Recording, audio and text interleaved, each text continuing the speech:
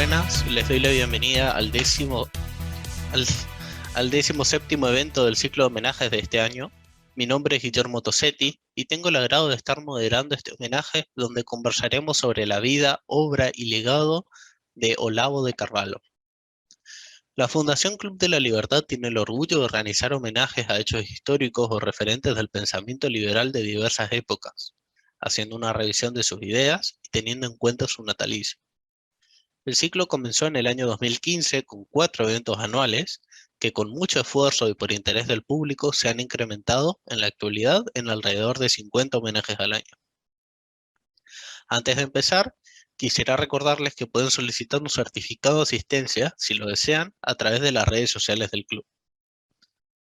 Quisiera comenzar este sentido homenaje en el año de su fallecimiento, invitándolos a repasar brevemente los hechos más importantes de la vida de uno de los más influyentes intelectuales latinoamericanos, Olavo Luis Pimentel de Carvalho. Nació en 1947 hasta 2022. Fue un escritor, analista, periodista y filósofo conservador brasileño.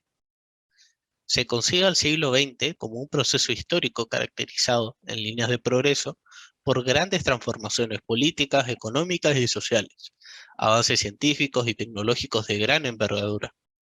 Como colorario, el surgimiento de nuevas potencias mundiales.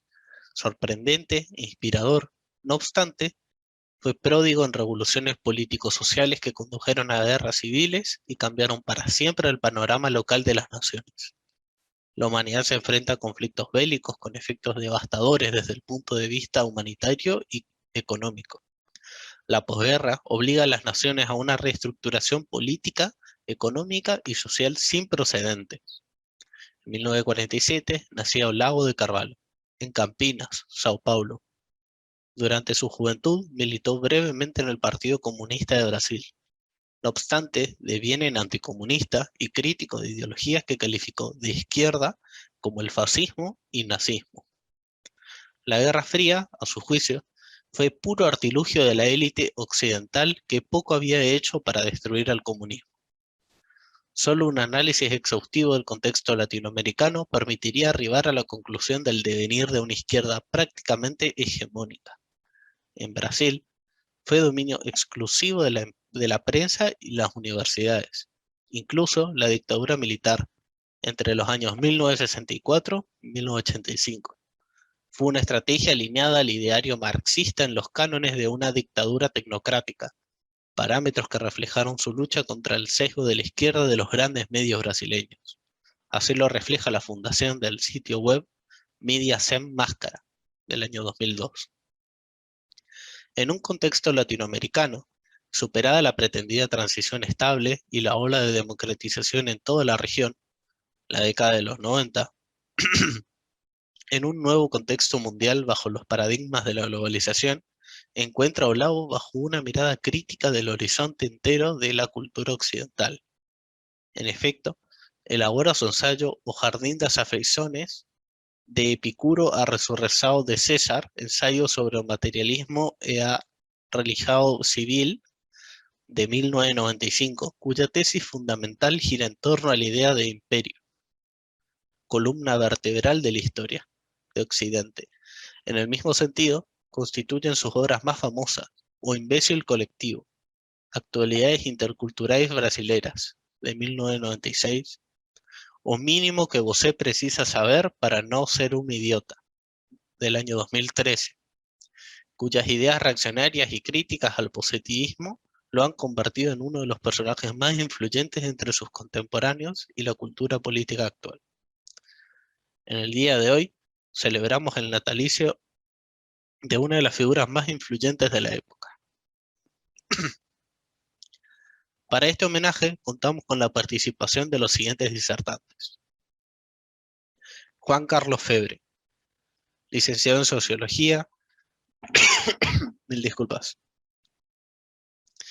licenciado en Sociología, Universidad de San Martín de Porres, Lima, Perú, especialista en gestión de crisis en políticas públicas, ciudadanía y derecho humano, ética y política, Universidad de Barcelona, España, urbanismo y medio ambiente en Universidad Federal do Paraná, Brasil, diplomado Sociología, Universidad de Sao Paulo, diplomado en Derechos Humanos en el Instituto Internacional de Derechos Humanos de Estrasburgo, Francia. Y también contamos con Enrique Esteban Arduino, ingeniero y director académico de la Fundación Club de la Libertad. Mientras los disertantes van exponiendo sus ideas, los oyentes pueden ir dejando sus preguntas o inquietudes en el chat. Así, en el final de las exposiciones se abre el conversatorio para que los oradores puedan responderlas. En referencia a los tiempos de exposición de cada orador, tendrá 20 minutos con posibilidad de extenderse 5 minutos más. Señor Juan Carlos Febre tiene la palabra. Bueno, muchas gracias. Para mí es un placer poder charlar en esta ocasión junto al doctor Enrique Esteban Arduino, una persona que admiro por su conocimiento y por su don de ser. Nos estamos siguiendo desde hace un tiempo atrás y realmente es un privilegio compartir esta tarde con él. Hablar de Olavo de Carvalho es hablar para muchas personas de alguien capaz no tan conocido como otros intelectuales de América Latina.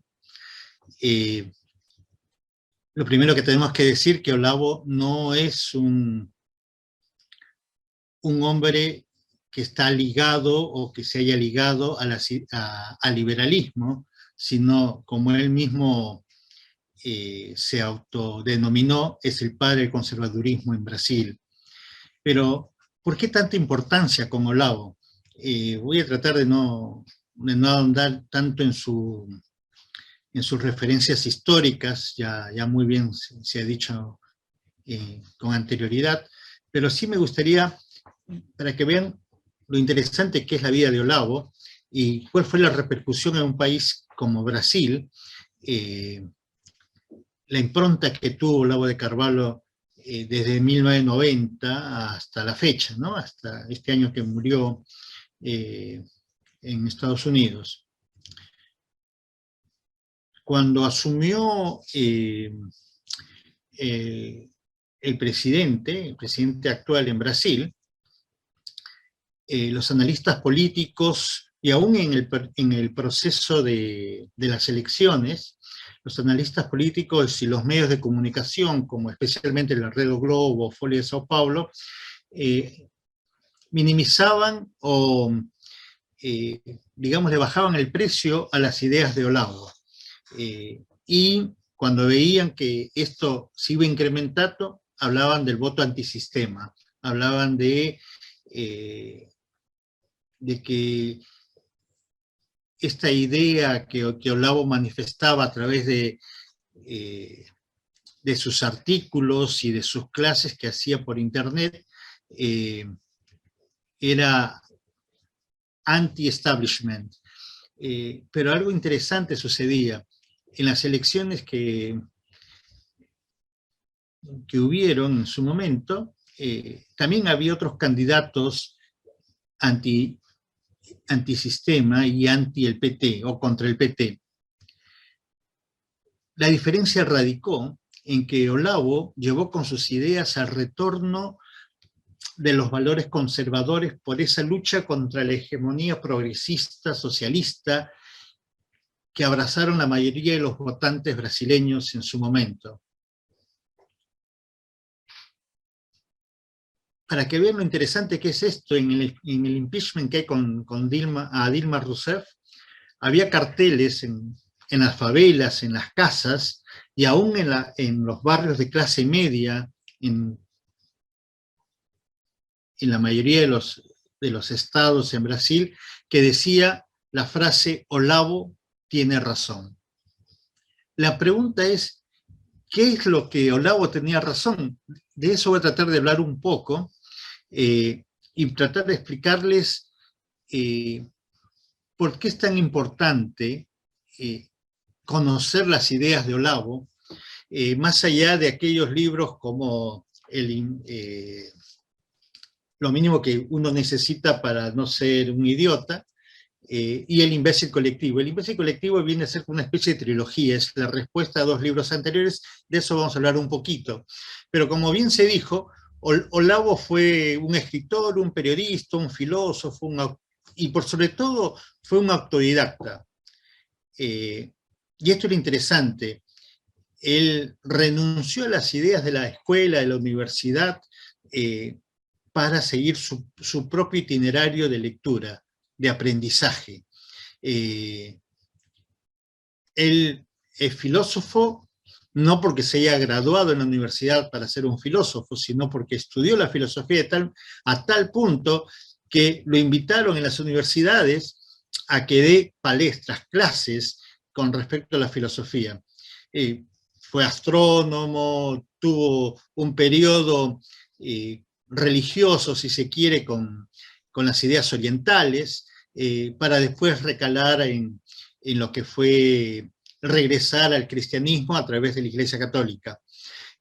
Como se dijo, bueno, él nació en Campinas, Sao Paulo, en una familia pobre, y murió este año, en enero, en Richmond, Virginia, en Estados Unidos. Me gustaría comenzar con una frase que puede darnos la idea de lo que es Olavo. Él decía, y eso tiene que ver mucho con lo que nosotros debemos ser también. La moderación en defensa de la verdad es un servicio a la mentira. La moderación en defensa de la verdad es un servicio a la mentira. Hoy le llamaríamos a aquellas personas los tibios. No vamos a entrar en conjeturas palomas o lo que sea, pero son los tibios. Y él decía que cuando somos moderados, cuando tenemos ciertos temores y ciertos prurritos en defensa de la verdad, lo que hacemos en el fondo, bueno, es servir a la mentira. Su visión de hacia dónde vamos como sociedad está a la altura de filósofos como el filósofo chino Byung-Chul Han, que les recomiendo que lean algunos de sus libros. Uno de los últimos, Las no cosas, es bastante interesante que los podamos conocer. En su lucha por la verdad y por sobre todo la responsabilidad que conlleva esa verdad que se adquiere, está a la altura de Jordan Peterson. Yo creo que muchos conocemos el trabajo de Jordan Peterson, y creo que es interesante que puedan conocer también la figura de Olavo. Él combatió lo que era políticamente correcto y el cientificismo como dogma, pero por sobre todas las cosas él buscó estimular en el individuo el desarrollo de la conciencia individual. Y esto es muy importante para él, ya que en una charla él llegó a decir que las personas no tienen conciencia de la inteligencia. Y la pregunta sería, ¿qué es la inteligencia? Pero regresando un poquito a lo que habíamos hablado acerca del conservadurismo, él lo logró definir de la siguiente manera. Él decía que el conservadurismo significa fidelidad, constancia, firmeza, y no es para hombres, y él utilizó la palabra gelatina, no es para hombres gelatina, no es para hombres tibios, sino es para hombres que tengan firmeza. A mí lo que me interesa de esto, en esta celebración de las ideas de Olavo, es qué tanto nosotros podemos tomar y adherir de él para nuestra propia formación del mundo, de nuestra propia forma de ver el mundo, y cómo podemos enriquecerlo. Es allí la importancia de las ideas de Olavo.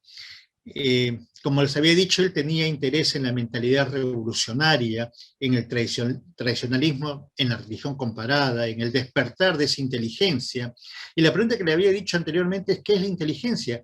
Pues él respondía que es la capacidad de conocer la verdad.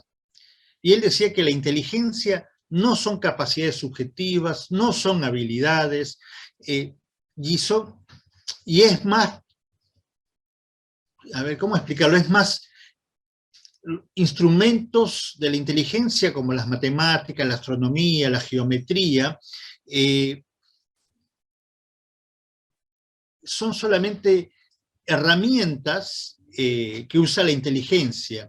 Y la inteligencia es mucho más que la función cerebral. Lo que buscaba Olavo de Carvalho era entender, en base a esto, la realidad brasilera. era entender que, el devenir de esa cultura y de la vida intelectual de Brasil. Y lo que él descubre y él lo que él pone en la mesa brasileña, en la mesa de la vida intelectual brasileña, es que hay una sola forma de pensamiento, una forma de entender el mundo y de producir cultura, y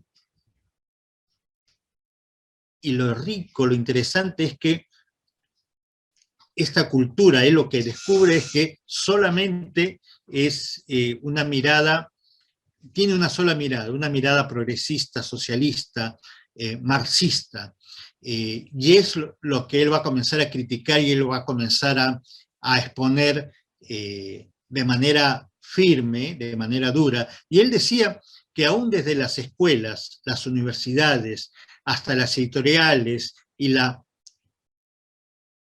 exposición cultural, hay un solo pensamiento, un pensamiento único. Y los problemas que él denuncia desde 1990 hasta este mismo año, se han mantenido constantes y se han incrementado, se han agravado.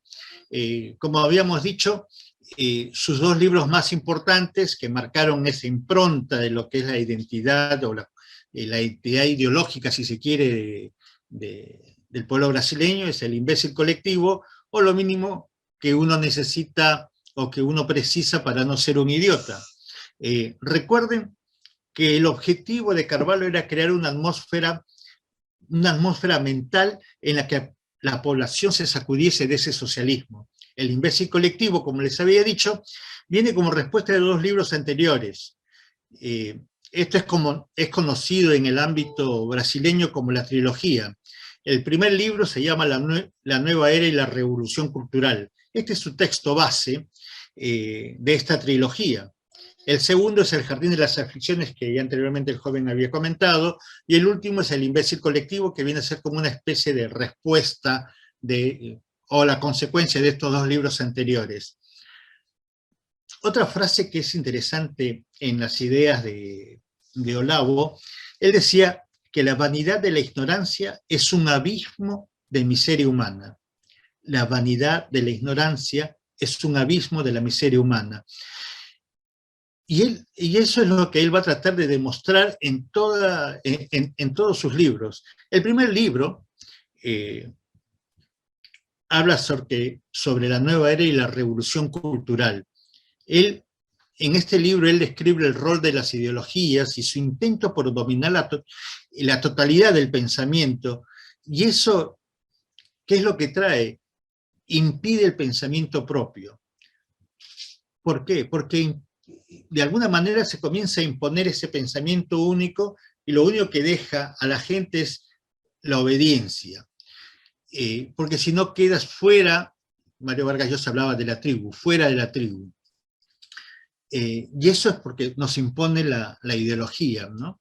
Una reflexión con respecto a las ideologías es que, como bien sabemos, las ideas liberales estamos muy alejados de lo que es una ideología, porque no somos dogmáticos. Y esta es una prueba de ello. Estamos acá escuchando, aprendiendo y hablando sobre Olavo de Carvalho, que es un conservador, que está muy cerca de las ideas liberales. Él defendía mucho el tema del libre mercado también, pero por sobre todas las cosas él defendía la idea de la tradicionalidad, de la identidad como pueblo, y eso tiene que ver con las ideas conservadoras, y también como el refugio de los valores morales. Esto me hace recordar con respecto a las ideologías una frase de Jordan Peterson, y él decía que él era escéptico de los bien intencionados intentos de ajustar los sistemas políticos a la ideología imperante. Entonces él decía que él era un escéptico de estas cosas. Y de alguna manera Olavo también tiene esa misma idea, esa misma precisión. Ahora, con respecto al segundo libro, El jardín de las aflicciones, en este libro Olavo nos habla sobre, como se había dicho, el materialismo. Es un ensayo cuya tesis se basa en la idea de que la historia de la humanidad, la historia de Occidente está marcada por la idea del imperio. Ese imperio que busca ampliar sus dominios hasta los límites del mundo visible, con sus sucesivas tentativas de reestructuración, aunque con diversos maquillajes, máscaras, o como lo querramos llamarle, pero siempre queda la idea, según Olavo, de que los imperios quieren perpetuarse y agrandar su espacio. ¿Qué podemos descubrir en este libro? En este segundo libro, que hay una visión indivisible entre la objetividad del conocimiento y la autonomía de la conciencia individual. Esa conciencia, nuestra conciencia, para que se pueda defender de la alineación que produce la ideología, necesita volver a mirar, a regresar a las grandes tradiciones espirituales de Occidente. Esto es lo que afirmaba Olavo, y de la cual creo que no se aleja de las ideas de otro, se me fue el nombre ahora, de otro conservador inglés que también falleció el año pasado, que se me ha ido el nombre, que también hablaba acerca de retomar esos valores espirituales que se han ido perdiendo al transcurso de los años, y yo creo que a partir de los años 70 hacia adelante con... Gracias, Sir Roger Scruton, exactamente. Ahora, con respecto al siguiente libro, es El imbécil colectivo, como les decía, viene como respuesta de los dos libros anteriores. Este libro es súper didáctico, ya que en sí es una lista de ejemplos concretos, es un muestrario de la estupidez producida por la ideología, de la estupidez cultural. Y los ejemplos que él va poniendo, saca de los diarios, de las revistas, de las noticias, sirven para mostrar cómo la sociedad está cercada por banalidades culturales. Se lo llama la basura cultural. Las ideologías muestran esa clase de comportamiento que nos van cercenando nuestras ideas. Y todo comienza por el lenguaje. Aquí me gustaría recomendarles un par de libros, o un libro en especial que se llama La literatura en peligro, de otro no liberal que se llama Svetan Todorov, y algunos videos, algunas charlas de Axel Kaiser y de Miklos Lukács que hablan con respecto al lenguaje, la importancia de ellos. Lo que sí es cierto es que hay una sumisión intelectual que se inicia con la pérdida y la transformación de la cultura a través del lenguaje. Eso tiene que quedar claro. En este libro, Olavo, capítulo a capítulo, describe los acontecimientos culturales y nos muestra qué hay en el interior de esas ideas, la base ideológica que tienen esos interlocutores y lo que ellos buscan. Ahora, ¿qué es lo que busca Olavo? Es sacarse esa ideología imperante y ponerle nombre y apellido: socialismo, marxismo, progresismo. Y por lo tanto debemos luchar contra ello. Debemos aprender a hacer la crítica correspondiente a ello. Pero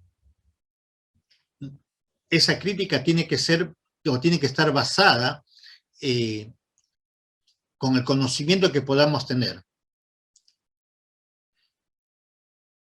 Otra de las cosas que describe Olavo es que él muestra que la intelectualidad brasileña en su generalidad es de tendencia izquierdista y domina todo el arco cultural. Aún desde la escuela, la universidad, las editoriales, el periodismo, y aún los políticos están contaminados y contaminan y nutren nuestra o la propia pobreza cultural de Brasil. La intelectualidad se ha convertido, según palabras de Olavo, en un océano de frases hechas. Y eso también lo podemos ver en nuestra realidad cultural y sociopolítica del país. Ahora, con respecto al imbécil colectivo, él describe que esta no es una suma de individualidad, sino es el resultado de inteligencias medias y superiores que se agrupan, o sea, de gente de inteligencia media y superior que se agrupan bajo paradigmas que nos hacen más imbéciles colectivamente, y lo que es peor, se retroalimentan.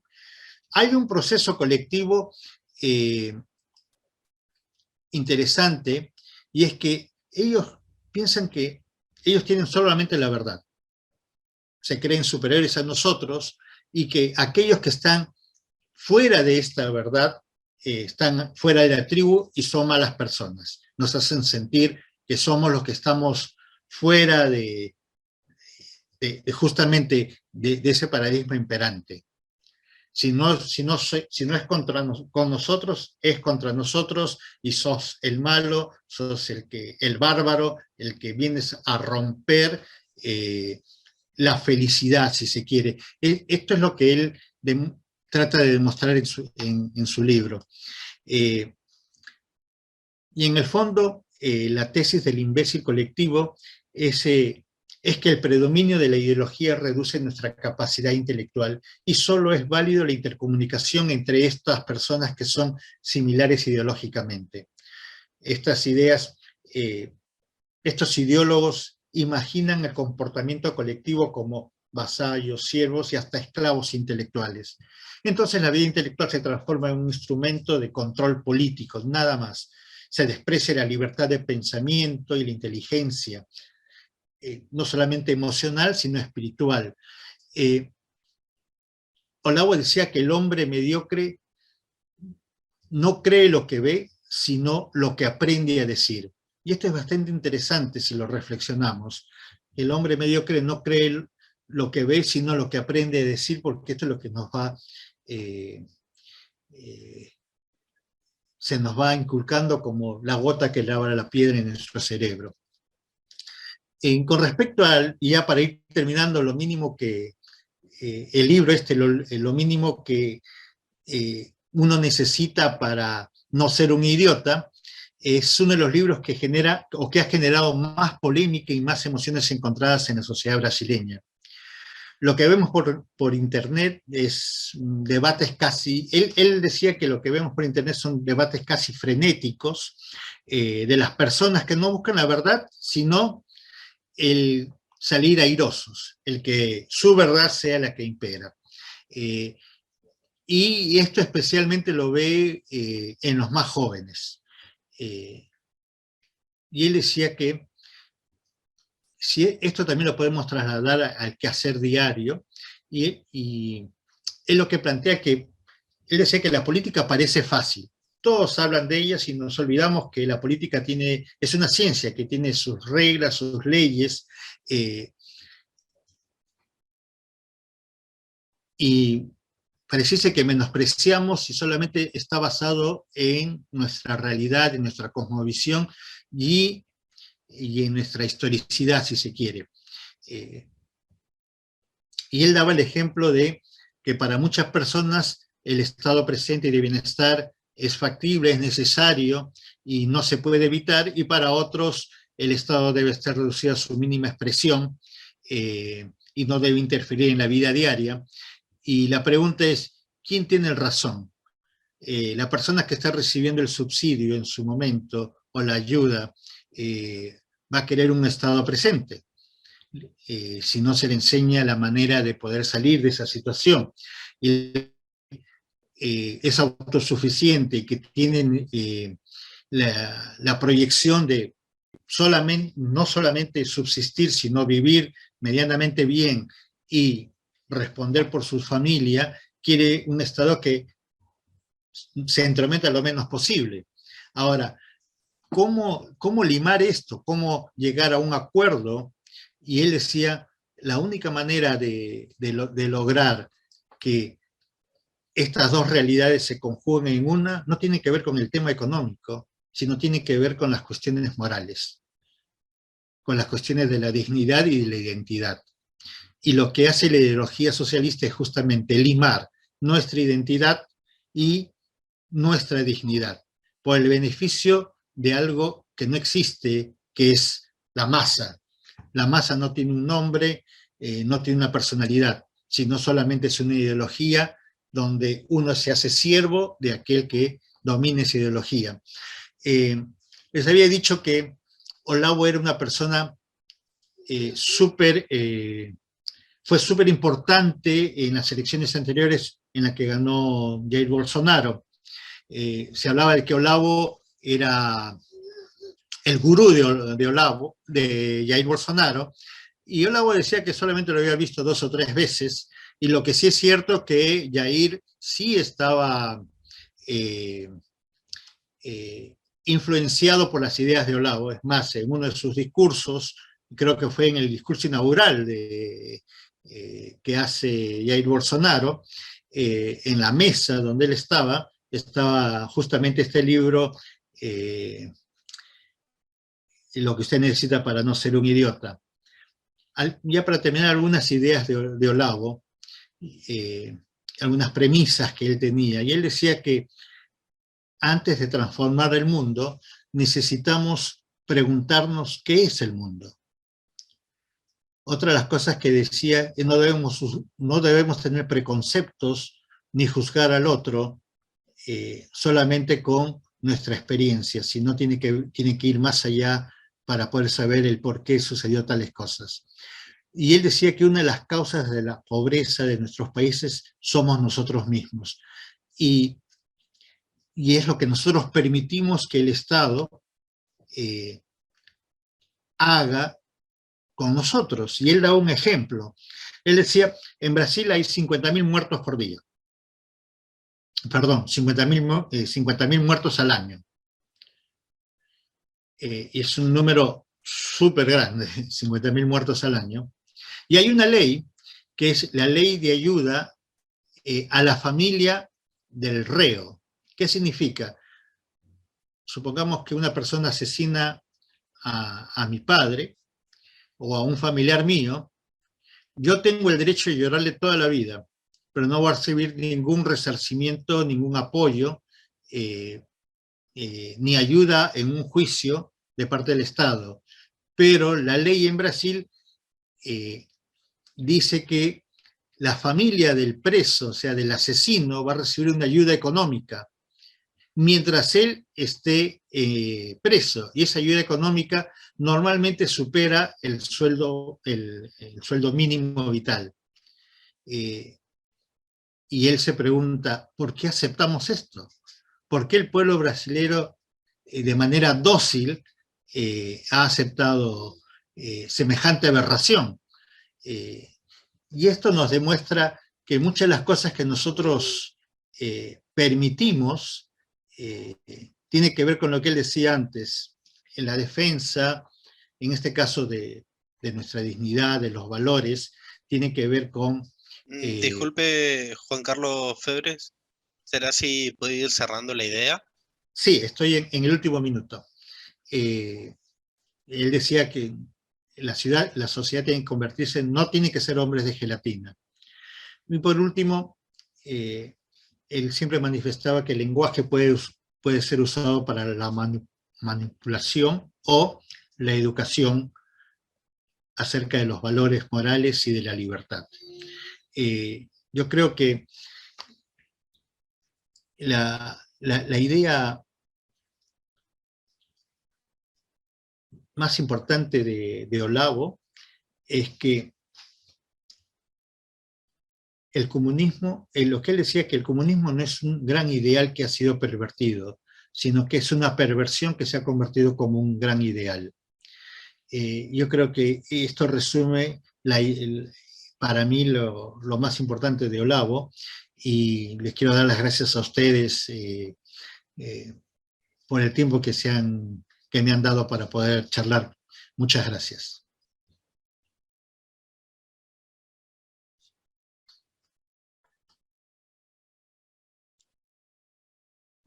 Buenas tardes. Agradezco las palabras iniciales de Juan Carlos. Sí, es cierto, hace rato intercambiamos ideas. Y bueno, también convendría aclarar, antes que nada, que este ciclo no solo homenajea a aquellos que han tenido ideas liberales, sino principalmente a aquellos que han luchado por la libertad.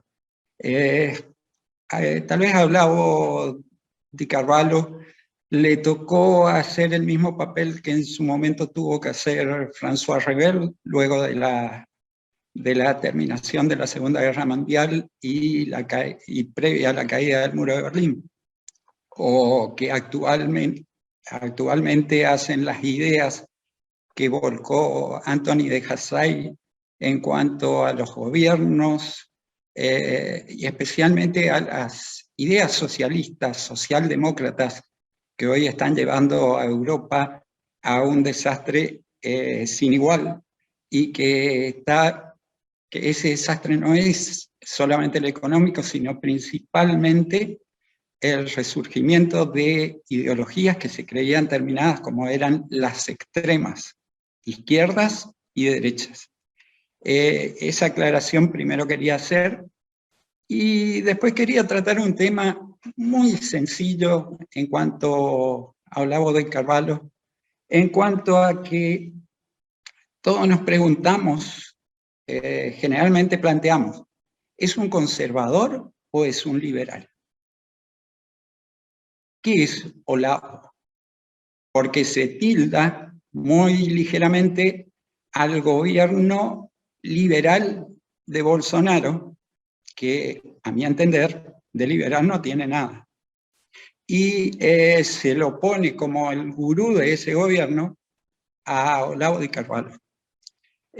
Pasa mucho acá en Argentina, que cada vez que a un gobierno le va mal es culpa del neoliberalismo, son los liberales los que tomaron la última aberración, fue la dictadura era liberal, ¿sí?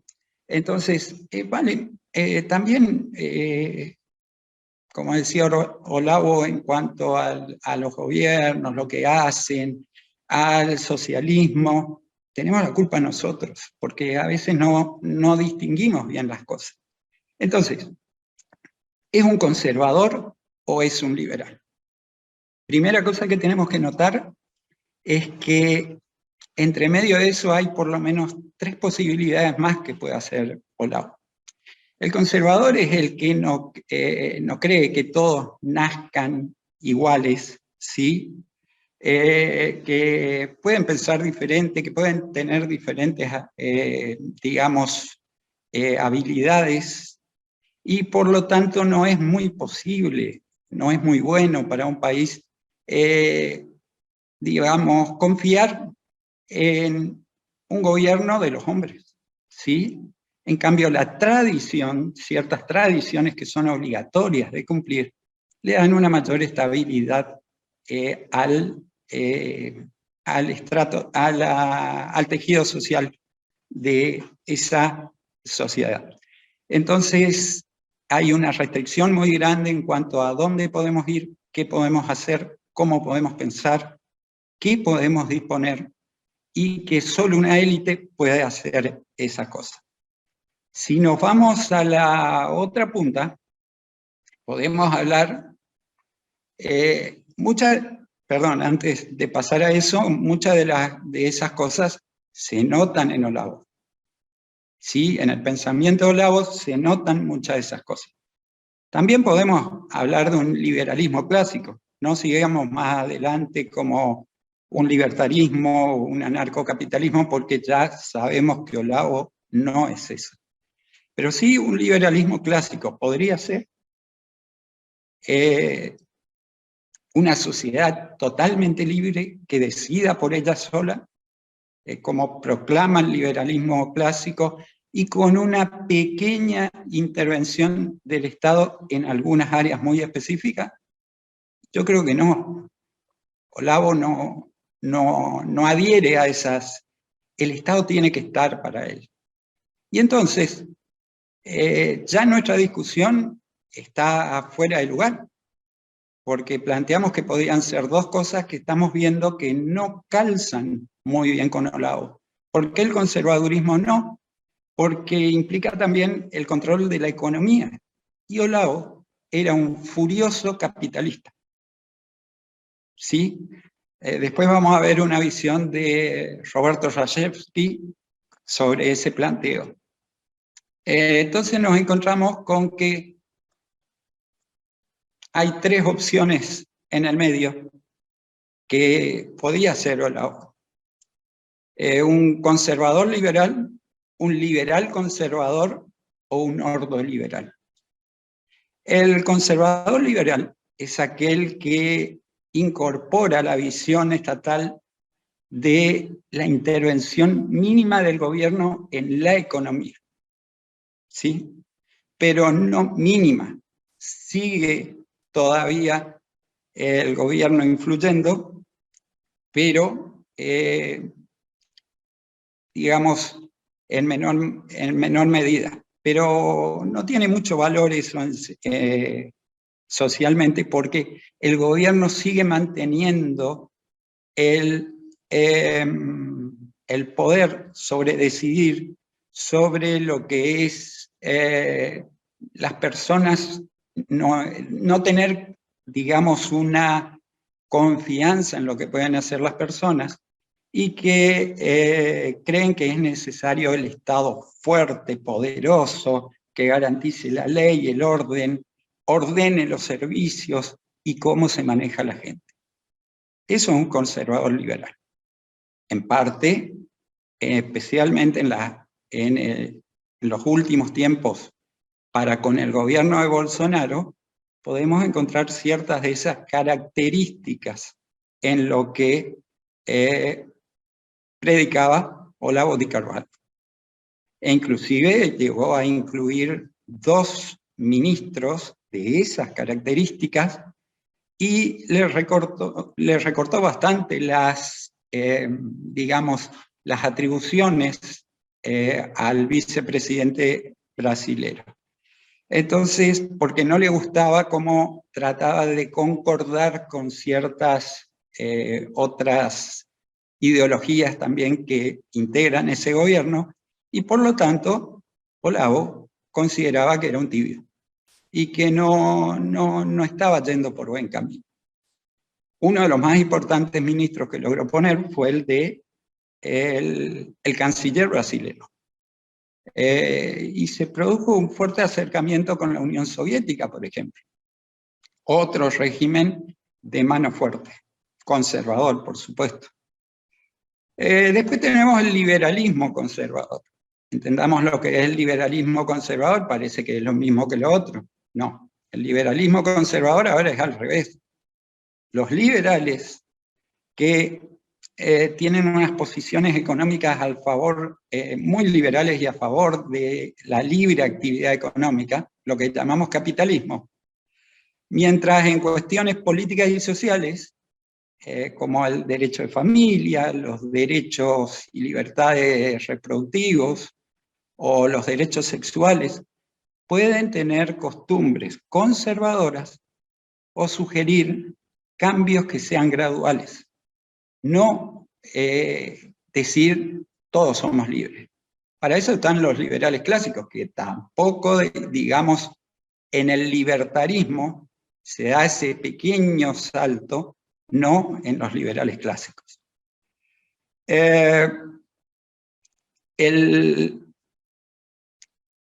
Nos encontramos entonces que un liberalismo conservador nos da libertad económica, propende al capitalismo, tanto como lo hacía Olavo,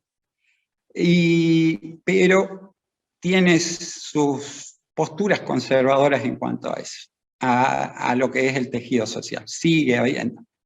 Este vendría a ser al revés del conservadurismo liberal, ¿sí? Allá por 1930, en la Escuela de Friburgo, nace lo que se denomina el ordoliberalismo, que es digamos, una ideología política que tiene la tendencia a permitir una cierta libertad económica, que los individuos puedan actuar libremente económicamente, pero bajo un marco, considera que el marco normativo lo tiene que poner el Estado. Que actúen libremente, pero en un marco normativo. Reconoce que el Estado tiene la potestad de meterse también, de tener injerencia en la política. Cuando nos ponemos a mirar estas tres posibilidades, recordemos que habíamos salido que Olavo era o liberal o era conservador. Y en las tres encontramos parte del discurso, de la idea, del pensamiento de Olavo de Carvalho. Tal vez lo más fuerte y que él tiene, el anclaje más fuerte que tiene, es el anclaje conservador a lo que sería la religión, sí, los valores morales, digamos, la religión, valores morales, las instituciones del Estado. Entonces, quizás se acerca más a un conservador liberal que teniendo algunos rasgos de liberal conservador, por su afición al capitalismo. Generalmente tratamos de mirar simplemente los extremos, y eso trajo muchos conflictos en cuanto a la interpretación de lo que quería decir Olavo, y especialmente, si bien esto empezó en 1990, se vio un ataque bastante descarnado a sus ideas previo a las últimas elecciones presidenciales de Brasil. No es nada raro, eso concordó en todo el mundo con las nuevas ideas progresistas, que después se vieron reforzadas en tema de pandemia, un nuevo tipo de dominio, y a los que Olavo resistía muy fuertemente. Pero estaba tan lejos del liberalismo o de la libertad, Olavo de Carvalho. Para Roberto Rajewski, quizás los chicos del club que viajaron al Foro da Liberdade en Brasil lo pudieron escuchar y oír, es un objetivista brasilero que fundó el Instituto para la Educación Económica y el Instituto de Libertad de Río Grande do Sul, que es el que organiza el foro.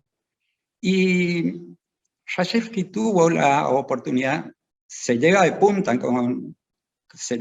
punta con Carvalho, pero tuvieron la oportunidad de conversar, debatir, ver. Rajewski salió diciendo algo que puede sorprender, pero no es una gran sorpresa. Carvalho tiene ideas de libertad, ideas liberales. Y principalmente, de Carvalho tiene muchos puntos en común con Ayn Rand. Y uno puede decir, ¿cómo un conservador va a tener puntos en común con Rand, que se fija en el hombre como centro del transcurrir humano? Entonces, Rajewski nos explica que hay por lo menos 3 puntos en común entre de Carvalho y Rand. Primero, ambos eran fanáticos, devotos del capitalismo, de los logros del capitalismo. Y uno piensa, ¿por qué?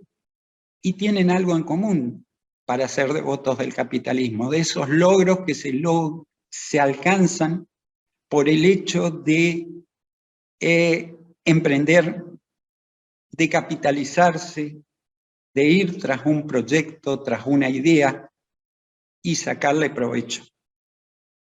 Ambos fueron furiosos anticomunistas. Rand, no nos olvidemos de dónde vino, cómo vino y lo que se hizo. Rand era soviética. Y Y en el peor momento de los soviéticos, en la Revolución Rusa, le tocó vivir. Y le tocó vivir los últimos años de los zares también. Entonces,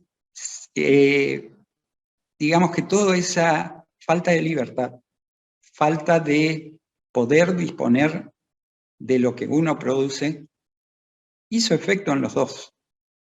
En Rand porque lo vivió, y Carvalho porque fue uno de sus principales motivos de vida, la lucha contra la imposición del comunismo, pese a haber él militado en el comunismo en su juventud, y del socialismo como una versión más suave del comunismo. De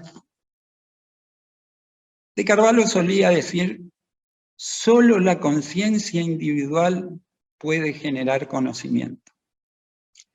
Es un punto en común con Rand en cuanto al egoísmo,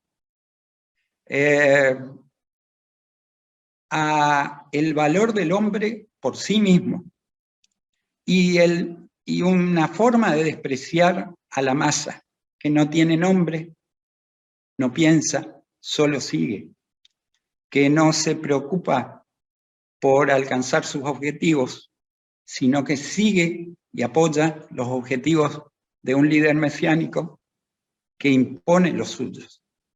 Es el segundo punto en común de Olavo y Ayn Rand, según Rashevsky. Y el tercer punto, que es algo que se habla mucho ahora realmente, y que hoy he visto a alguien que publicó algo sobre Milei o algo por el estilo, y que está muy en boga ahora por este incipiente auge por el anarcocapitalismo, y Javier Milei, es el egoísmo racional. O sea, el hombre como centro del desarrollo de una sociedad y la interacción entre los hombres como motivo de funcionamiento de esa sociedad. Ambos lo proclamaban. Es más, Rand es la primera que la incluye dentro de una escuela filosófica, el objetivismo. Lamentablemente Rand falleció muy rápido sin terminar su obra. Vivió mucho, pero su obra no estaba terminada y fue mal interpretada por propios, sus discípulos, y por extraños. Y lamentablemente se quedaron en que la única verdad era lo de Rand, lo que ella dijo. Y no intentaron tener un marco evolucionista en cuanto a esas ideas. Seguramente se hubiesen llevado mejor con De Carvalho que lo que se llevaban. Olavo era un crítico feroz de Rand, sin darse cuenta que tenían mucho en común. Ambos plantearon lo mismo con 70 años de diferencia. Por último, para terminar, para no pasarme un poco del tiempo, todos sabemos que Olavo pasó sus últimos años en Virginia, ¿sí? Y para Estados Unidos, en Estados Unidos, esta confusión que hay, que es un liberal, que es un conservador, ¿qué es lo que puede pasar? Siempre creo que no hubo mejor lugar para que pase como en un estado de raíces cristianas, con diversas religiones cristianas, sumamente conservador como es Virginia, y a la vez, porque hay que entender una cosa, que el liberalismo en sí, en Estados Unidos, no quiere decir lo mismo que decimos el liberalismo clásico, por ejemplo, acá en la Argentina. El liberalismo clásico no es lo mismo en Estados Unidos. El liberalismo clásico en Estados Unidos se refiere a un sistema político, a una ideología, donde el Estado tiene suma injerencia en todos los órdenes de la vida de un ciudadano. Eso sería lo que nosotros llamaríamos conservadurismo. El Estado controlando todas las acciones, dando libertad de actuar, pero controlando todas las acciones de los individuos. Lo que nosotros llamamos y un Estado grande, potente, no como lo que nosotros en el liberalismo clásico llamamos un Estado mínimo, que controle seguridad, educación, salud y no más. Tal vez esto también dio una cierta diferencia, una cierta confusión en cuanto a plantear el hecho de si Olavo era liberal o era un conservador. Olavo en algunos puntos era un liberal, en muchísimos puntos era un conservador. La gran oportunidad que tuvo de demostrar todo esto era cuando Bolsonaro lo tomó como su asesor personal, su guía de cabecera, y realmente hoy no se puede decir que, como tratan de decir y comunicar en distintos medios o distintos intelectuales, que el gobierno de Brasil sea un gobierno liberal. Lo mismo pasó en Argentina con el gobierno de Menem. Tampoco era un gobierno liberal. Son gobiernos más bien conservadores con tintes liberales. Aclarado esto, viendo esto, también Olavo nos intima a nosotros a que cuando querramos definir alguna cuestión, no hablemos por hablar, no hablemos solo de lo que conocemos, las puntas que conocemos, ¿sí? O esto u otro, blanco o negro, sino que nos interesemos en ver si hay grises que calcen mejor en lo que estamos discutiendo. No hay que tenerle miedo al gris. Y como bien planteó hoy Juan Carlos, y vi también un comentario por ahí, no tenemos que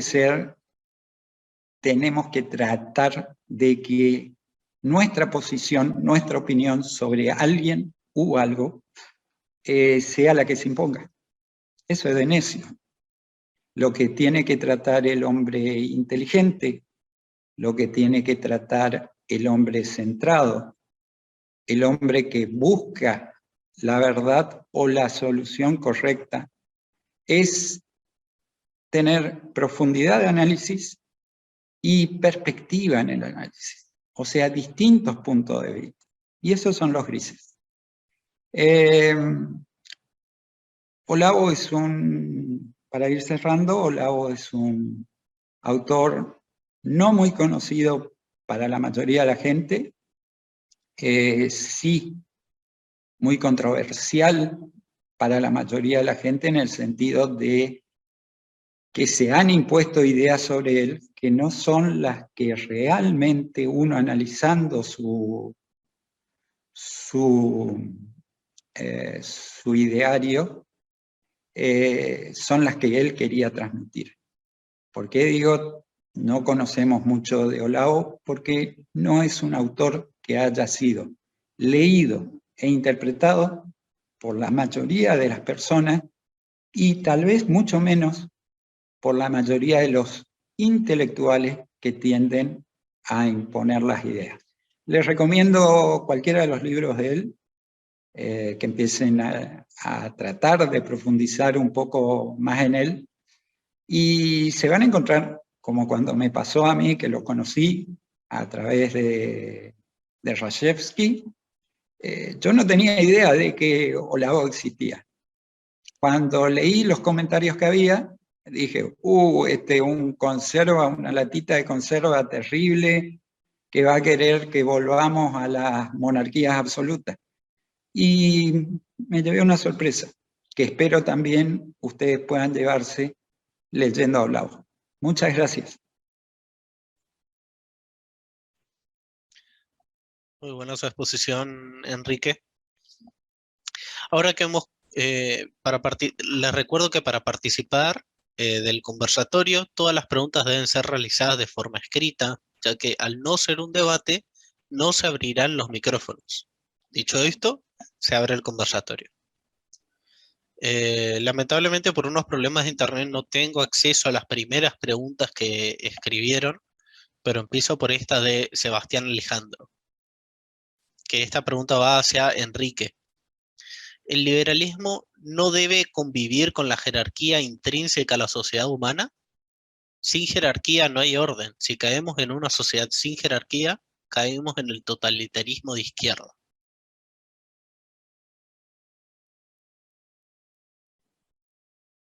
A ver, empiezo por atrás. Me parece medio incongruente la conclusión, porque si hay alguien que tiene jerarquía es la izquierda. Algunos mandan, otros obedecen, nada más. En el liberalismo la jerarquía está implícita, pero es espontánea, no es instituida. La jerarquía se da de acuerdo a las interacciones humanas que son voluntarias y espontáneas, de acuerdo al valor que cada individuo le dé a esa relación que se va a implicar. Por ejemplo, si alguien me propone algo, hacer algún intercambio, y para mí no tiene valor, ahí ya se ha establecido una jerarquía. Quieras o no, se ha establecido. Para mí es inferior la propuesta que me han hecho, como puede ser superior alguna, y yo querer hacerla, o podemos llegar a la que es la ideal, que ambas partes ganen, ¿sí? Pero la jerarquía no es una cuestión política ni es una cuestión de ideología. Lo que hay que entender en jerarquías, hay muchas palabras que están muy mal utilizadas, como bien decía Juan Carlos hoy, el valor del lenguaje. Jerarquía no es malo, especular no es malo, ¿sí? No son malas palabras, no son malas acciones. Porque, por ejemplo, uno especula que si le da una buena educación a su hijo va a tener mejores posibilidades en la vida. Y lo hace naturalmente. Pero especular está tomado como que yo hago algo para sacar una ganancia económica. Y sin embargo, cuando especulo dónde, cómo y en qué lugar, cuándo lo voy a poder mandar a un hijo a estudiar tal o cual cosa, estoy especulando que va a tener una ganancia, que esa ganancia es, digamos, tener mejores posibilidades en la vida. ¿Sí? Jerarquía es lo mismo, no implica tener que mandar.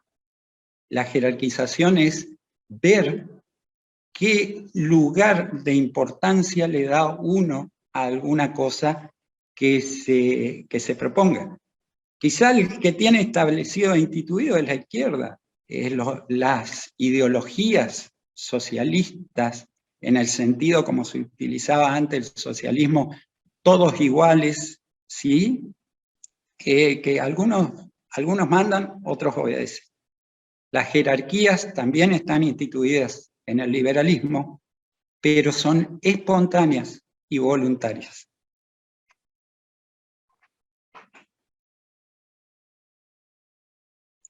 Bien, continuamos con la siguiente pregunta.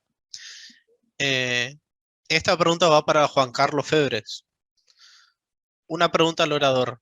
¿Piensa el fenómeno Milei en Argentina y a Bolsonaro como esta pérdida de credibilidad de la izquierda?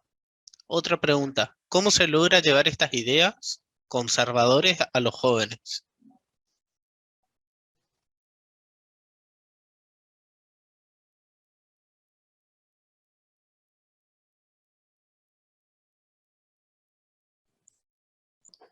Está hablando Estás muteado. muteado. Ahora sí. Decía que, aunque parecen fenómenos parecidos, no son parecidos lo que pasó con Bolsonaro en Brasil y el efecto Milei acá. Hay una... digamos que, de alguna manera, Milei ha sabido tomar todo lo que se ha ido sembrando por muchos años y de manera, te digo, casi educativa acerca del liberalismo. Muchos grandes hombres han estado estos últimos 10, 15 años sembrando. Primero fue Esper en estos últimos años y después Milei, que con su impronta han logrado despertar y potenciar aquello que se ha ido sembrando. El efecto Bolsonaro no tiene esas raíces y parte desde otro lado, que tiene que ver con lo que hablaba Enrique, que tiene que ver más que todo con de alguna manera, si se quiere refundar, aunque no me gusta la palabra refundar, sino potenciar nuevamente aquellos valores morales y aquellos valores conservadores en Brasil que se fueron perdiendo con el tiempo. Por eso digo que no es igual al fenómeno a lo que está pasando acá en Argentina con Milei. Con respecto, ¿cuál era la otra parte de la pregunta?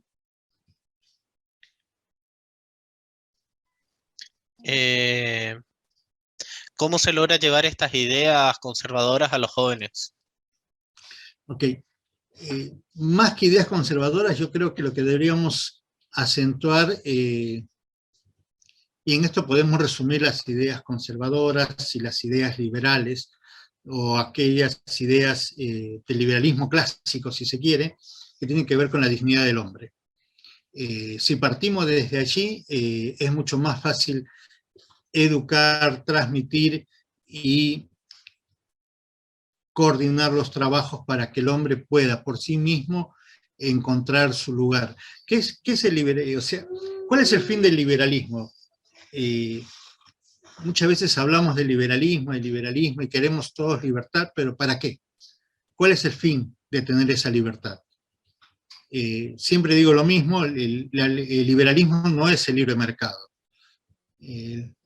El liberalismo tiene sus raíces en los valores morales. Es más, todo el mundo habla de Adam Smith y el libro de la riqueza de las naciones cuando un primer libro de él tenía que ver con los valores morales.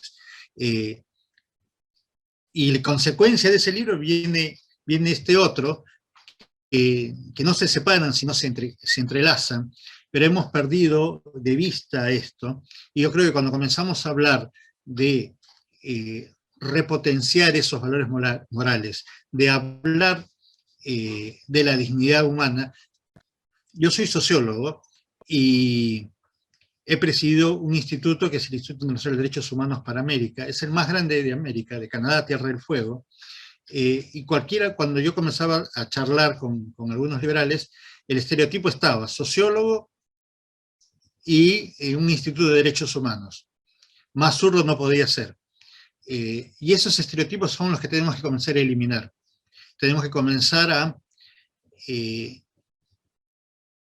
a volver a retomar aquellas ideas liberales. Los derechos humanos nacen por la lucha liberal, por la lucha de nuestras libertades. Y ahí radica la fuerza del derecho humano, desde esos primeros derechos naturales. No estos de segunda y tercera generación que son colectivistas, que no tienen nada que ver con aquellos primeros derechos que el hombre tiene, que tienen que ver con el tema del trabajo, la propiedad privada, el derecho de familia y de poder cuidar de su familia, el derecho de pensar, el derecho de transitar libremente, y por sobre todas las cosas el derecho a la vida. Estos valores, si se comienzan a enseñar, se comienzan a decir claramente, y con esto quiero retomar una pregunta que veí con respecto al hombre gelatina y al hombre fuerte. No es que él sea el hombre fuerte, sino el hombre gelatina tiene que ver justamente con defender estas ideas y no ser mansos, no ser tibios, no ser callados, no quiere decir que nos vamos a imponer al otro a la fuerza, sino que comencemos a defender aquello que nosotros creemos, aquello que nosotros sostenemos con nuestra vida, con nuestros hechos, con nuestros actos. Esa es la mejor manera de poder enseñar.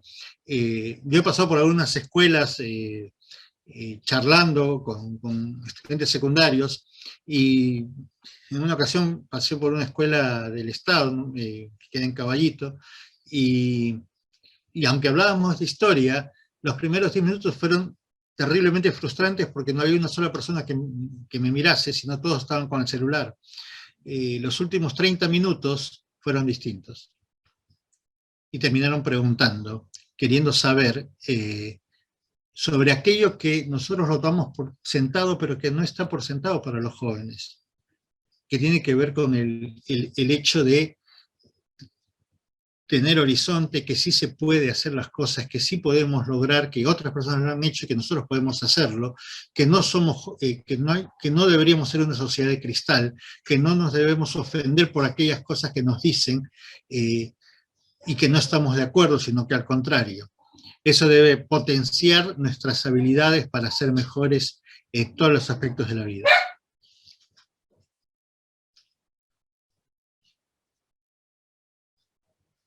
Bien. Continuamos con la última pregunta y ya vamos cerrando.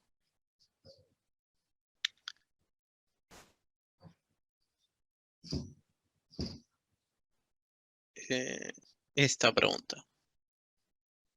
Otra pregunta hacia usted, o no, estamos cortos de tiempo, así que diría sí, bueno, sí, da el tiempo. Acá una pregunta hacia usted, Juan Carlos Febre. La idea de hombre gelatina se parece a la idea de hombre fuerte. Lo que se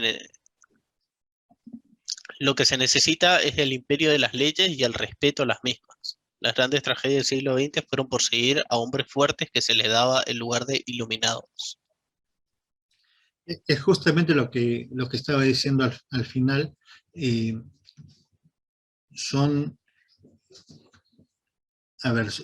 dos ideas distintas. El hombre gelatina tiene que ver con lo que estaba comentando,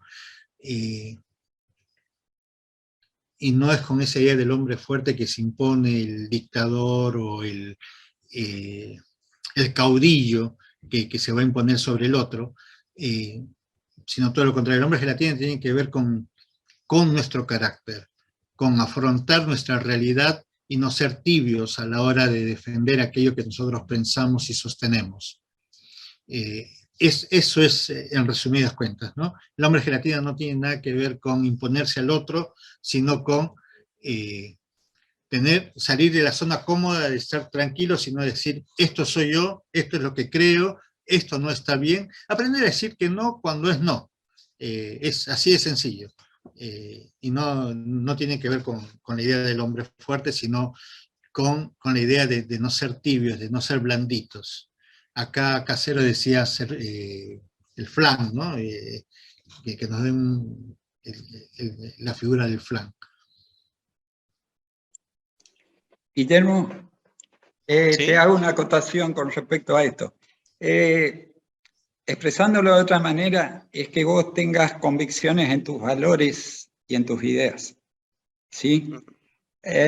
Porque si no, después también cuando nos acostumbramos a hacer de gelatina, que la gelatina no quiere decir que seas débil o fuerte. Yo te puedo presentar ciertos materiales aeronáuticos que son gelatinosos y tienen más fuerza que el acero. Así que hay un concepto equivocado ahí. El tema de gelatina tiene que ver a amoldarse según cómo venga el viento. Y creo que don Sergio Massa, por ejemplo, tiene que ser de gelatina, no puede haber otra sustancia que lo caracterice. Y hay mucha gente que también lo es. Y hay diputados en la actualidad que están en funciones en la Argentina, como Leopoldo Moró, que tenían una idea en el 83, nunca han salido del Congreso y han cambiado totalmente de idea. Esos son ejemplos visibles porque son hombres públicos. Pero lo que Olavo te dice es, si vos estás viendo que hay eso, que se alquilan, no que se venden, se alquilan, no seas vos así. Vos lo que tenés que tener firme son tus valores, son tus ideas, son tus objetivos. Y que es lo que se le reclama a la mayoría de la ciudadanía, en el sentido de que muchas veces los culpables, hoy estamos llorando un gobierno que ha destruido el país, ¿sí? Pero hace 2 años y piquito estábamos contentos porque votamos a un gobierno que iba a destruir el país, lo sabíamos, pero para vengarnos de uno que no nos dio lo que había prometido que iba a dar. Pero el país estaba bien.